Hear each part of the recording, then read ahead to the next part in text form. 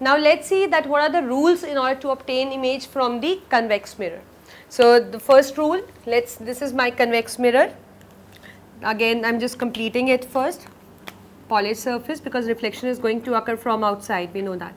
This is our principal axis, focus and C.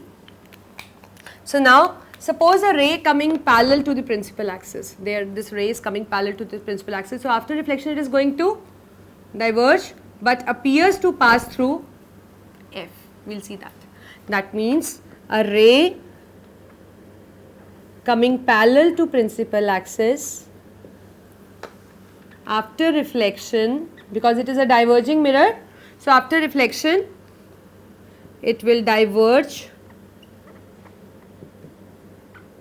but appear to pass through F, appear to pass through this. Next we have is the another rule.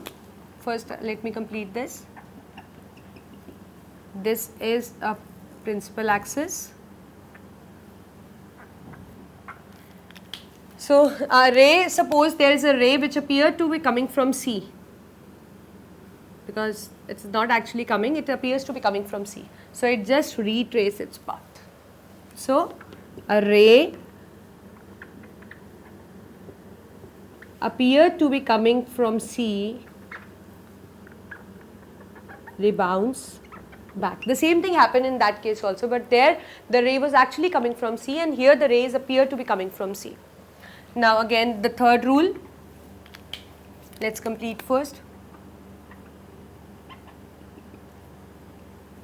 Suppose there is a ray which strikes the pole at certain angle, so by the same angle it get reflected back.